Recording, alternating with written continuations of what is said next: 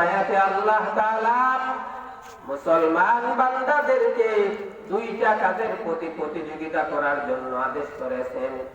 একটা হলো আল্লাহ তাআলার কাছ থেকে মাগফিরাত চেয়ে নেওয়া, আর একটা হলো আল্লাহ তাআলার কাছ থেকে জান্নাত চেয়ে নেওয়া।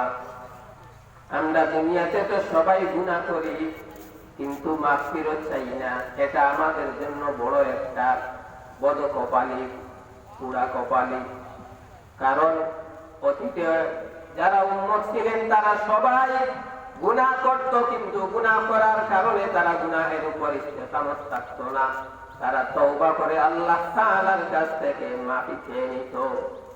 বনী ইসরাইলের মধ্যে একজন যুবক যে গুনাহ করতে করতে সমস্ত এলাকার মানুষরা জানে সে বড় গুনাহগার, তার বাড়ির মা বাবা সবাই জানে সে বড় গুনাহগার। তার কারণে এলাকার মধ্যে থাকা যায় না, তার কারণে এলাকার মধ্যে মা বাবার মুখ দেখানো যায় না। সবাই মিলে একত্রিত হয়ে সিদ্ধান্ত করলো আর এটাকে বাড়িতে রাখা যায় না। সবাই পরামর্শ করলো এটাকে বেঁধে, হাত পা বেঁধে বড় জঙ্গলার মধ্যে ফেলে নিয়ে আসতে হবে। পরামর্শ অনুযায়ী সবাই ওই যুবকটাকে জঙ্গলার মধ্যে ফেলে দিয়ে আসে। হাত বাঁধা, পা বাঁধা। এমন সময় যুবকটা নিঃস্ব হয়ে গেছে, তার আর কেউ নাই, মা নাই, বাবা নাই। আল্লাহ তাআলার কাছে বলতেছে, দয়ার মালিক, আমি গুনাহ করেছি তবুও তো তোমার বান্দা। আমার বাবা আমাকে বাড়ি থেকে তাড়িয়ে দিয়েছে, আমার মা আমাকে তাড়িয়ে দিয়েছে, কিন্তু তুমি তো গাফফার, তুমি তো সত্তার। বলো না, তুমি যদি আমাকে মাফ না করো আমি কার দ্বারে যাব? ও দয়ার মালিক, আমি তওবা করতেছি, আর জীবনে আমি গুনাহ করব না, আর জীবনে আমি এরকম করব না। আমি দুনিয়াতে আপনি যা শাস্তি দেন শাস্তি দিয়ে দেন, আমি আখিরাতে জাহান্নামের আগুন সহ্য করতে পারবো না, কবরের আযাব সহ্য করতে পারবো না। এভাবে আল্লাহ তাআলার কাছে কান্নাকাটি করছেন। পয়গম্বর বলেন, ইবকু ফাইলাম তাবকু ফাতাবাকু, হে আমার উম্মতের দল, বেশি বেশি করে কাঁদো। কারণ কাঁদার কারণে কি হয়? চোখ থেকে পানি বের হয়ে নাকের ডগায় আসার আগে আগে আমার আল্লাহ তাআলা ক্ষমার ঘোষণা দিয়ে দেন। সুবহানাল্লাহ। ওই যুবকটা আল্লাহ তাআলার কাছে বলতেছে, দয়ার মালিক, আমার এলাকার সমস্ত মানুষরা আমাকে তাড়িয়ে দিয়েছে, আমার বাবা আমাকে তাড়িয়ে দিয়েছে, আমার মা আমাকে তাড়িয়ে দিয়েছে, আমার সব আত্মীয় স্বজন তাড়িয়ে দিয়েছে। তুমি যদি আমাকে তাড়িয়ে দিও তাহলে বলো না আমি কার দরবারে যাব? আল্লাহ তাআলা তার ওই তওবাটাকে কবুল করে নিলেন, আর তার যে গুনাহগুলো আছে ওই গুনাহগুলোকে ক্ষমা করে দিয়ে ওই গুনাহ পরিমাণ সব দ্বারা পরিবর্তন করে দিলেন। সুবহানাল্লাহ। ইউবাদদিলুল্লাহু সাইয়্যাতিহিম হাসানাত। পরের দিন জঙ্গলার মধ্যে মৃত, কে তার জানাজা করবে, দাফন করবে, কেউ তো জানে না। আল্লাহ তাআলা ওহী পাঠাইলেন পয়গম্বর মুসার কাছে, হে আমার বন্ধু, হে মুসা কালিমুল্লাহ, আমার একজন বন্ধু, আমার একজন ওলি অমুক জঙ্গলার মধ্যে মৃত অবস্থায় আছে, তুমি তাড়াতাড়ি যাও, এলাকার মানুষদেরকে নিয়ে যাও, গিয়ে তার দাফনের ব্যবস্থা করো, আর ঘোষণা দাও তার জানাজায় যারা অংশগ্রহণ করবে আমি সবাইকে ক্ষমা করে দেব। পয়গম্বর মুসা কালিমুল্লাহ এলাকার মানুষদেরকে নিয়ে রওনা দিলেন। রওনা দেওয়ার পর জঙ্গলার মধ্যে গিয়ে দেখতেছেন আর কেউ না। এটা তো আমাদের এলাকার ওই যে গুনাহগার ছিল, যে গুনাহগারকে পিটতে পিটতে, মারতে মারতে, হাত পা বাঁধতে বাঁধতে তাকে জঙ্গলার মধ্যে ফেলে দিয়েছিলাম, সে আবার আল্লাহর ওলি হয়ে কেমনে? পয়গম্বর মুসার ভিতরে প্রশ্ন আসছে, কিন্তু মনের খবর জানেন কে? জুড়ে বলেন, মনের খবর জানেন কে? আল্লাহ। আল্লাহ নামটা উচ্চারণ জুড়ে আরো জুড়ে হতে হবে, আল্লাহ। মনের খবর জানেন কে? কেউ যদি আল্লাহর নাম নিতে গিয়ে তার গলা ফেটে যায়, এমনকি তার জান পর্যন্ত চলে যায়, তাহলে সরাসরি সে জান্নাত পেয়ে যাবে। সুবহানাল্লাহ।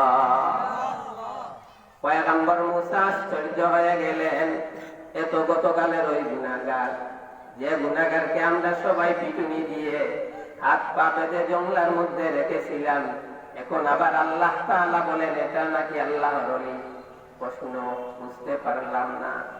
আল্লাহ তাআলা সাথে সাথে ওহী প্রেরণ করলেন, হে মুসা, গতকাল আমার কাছে সে গুনাহগার ছিল ঠিকই, কিন্তু আমার কাছে এমন ভাবে তওবা করছে, আমি এমন তো দয়ার মালিক। দুনিয়াতে কেউ যদি সন্তান যদি অন্যায় করে অপরাধ করে, দেখা যায় বাবা গরম থাকে, তাহলে মা ঠান্ডা থাকে, মায়ের মিজাজ নরম থাকে।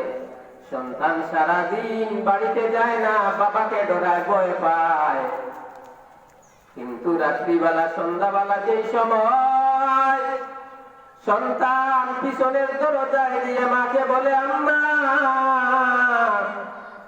আম্মা বলে ডাক দেওয়ার সাথে সাথে মার কলিজাটা ঠান্ডা হয়ে যায়, আর সাথে সাথে পিছনের দরজাটা খুলে দেয়, আর খুলে দিয়া বলে আয় বাবা, সারাদিনটা তুই আমার কাছে নাই, সারাদিনটা না খেয়ে আসস, আয় রে বাবা আয়, যা অপরাধ করেছিলি সব ক্ষমা করে দিয়েছি।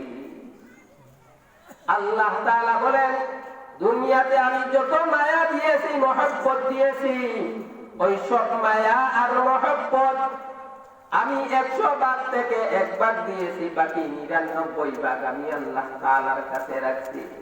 এখন মুসলমান চিন্তা করো, পয়গম্বর মুসা কালিমুল্লাহকে বলতেছেন, আমার ওই বান্দাটা আমার কাছে চাইতে দেরি হয়েছে, আমি আল্লাহ তাআলা তাকে তার তওবাটাকে এমন ভাবে কবুল করেছি, তাকে জমানার ওলি হিসাবে বানিয়ে দিয়েছি। সুবহানাল্লাহ।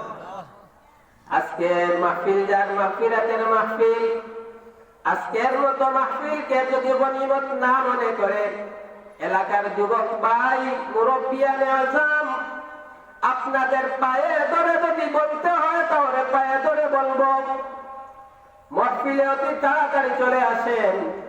একদিকে সাইয়্যিদুল আইয়াম জুমাবার দিন, অপরদিকে এটা জান্নাতের বাগান, আর অনেকের মা নাই, অনেকের বাবা নাই। যদি আজকে আম্মা আব্বা থাকতো তাহলে অনেকে অনেক সময় বলে, আজকে অনেক টাকা আছে, পয়সা আছে, যদি আমার মা থাকতো, বাবা থাকতো, তাহলে বাবাকে ভালো একটা কাপড় দিতাম, বাবাকে ভালো একটা খানা খাওয়াইতাম, মাকে ভালো একটা শাড়ি দিতাম, মাকে ভালো একটা খানা খাওয়াইতাম। কিন্তু আজকে মা কবরস্থানে ঘুমিয়ে আছে, বাবা কবরস্থানে ঘুমিয়ে আছে, সন্তানের দিকে চেয়ে আছে, বাবা দুনিয়াতে তো আমি লালন পালন করতে গিয়ে অনেক সময় মালিকের বিধান পর্যন্ত লঙ্ঘন হয়েছে। ও আমার সন্তান, যদি তুমি আমার এক সন্তান হয়ে থাকো, তাহলে আমি কবরের মধ্যে অসহায় অবস্থায় আছি, আমার নামে তুমি সদকা করো আর আমার নামে দোয়া করো, উলামায়ে কেরামদের মাধ্যমে আমার জন্য দোয়া করাও। কারণ একজন আল্লাহর বান্দা এমন আছে যে দুনিয়ায় থাকা অবস্থায় প্রতিদিন কোরআন তেলাওয়াত করত, সে ব্যবসা করত, দোকানদারি করত, প্রতিদিন ব্যবসা করত, ব্যবসার ফাঁকে ফাঁকে দেখা যায় অনেক সময় সে কোরআন তেলাওয়াত করত।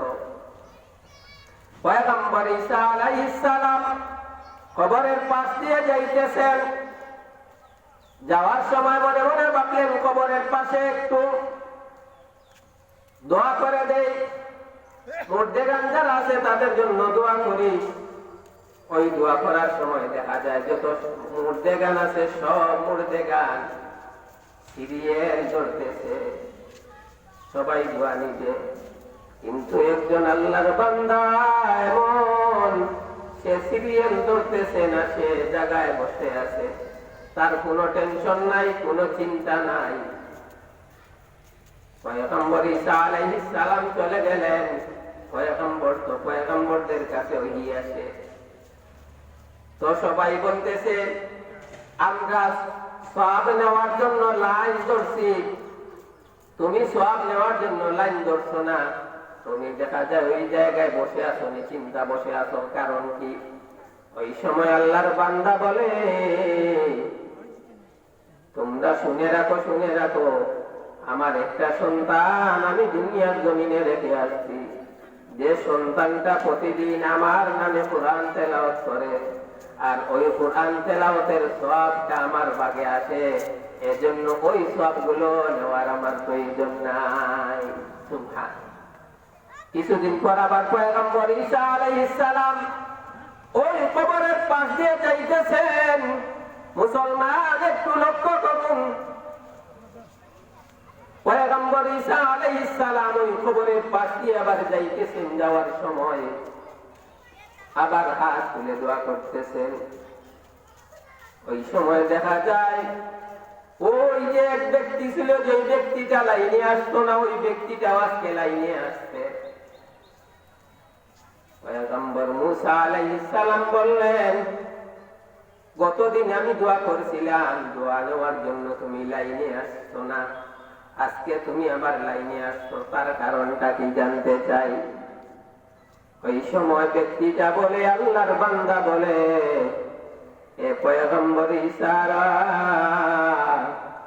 আমার একটা সন্তান দুনিয়ার জমিনে রেখে আসছিলাম, এই সন্তানটা প্রতিদিন আমার নামে কোরআন তেলাওয়াত করতো, আমার নামে সদকা খয়রাত করতো, এজন্য আপনার সওয়াব নেওয়ার জন্য আমার লাইন ধরতে হইতো না।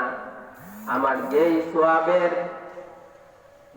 সওয়াবের যে লাইনটা ছিল, সওয়াব আসার যে একটা পথ ছিল, ওই পথটা বন্ধ হয়ে গেছে।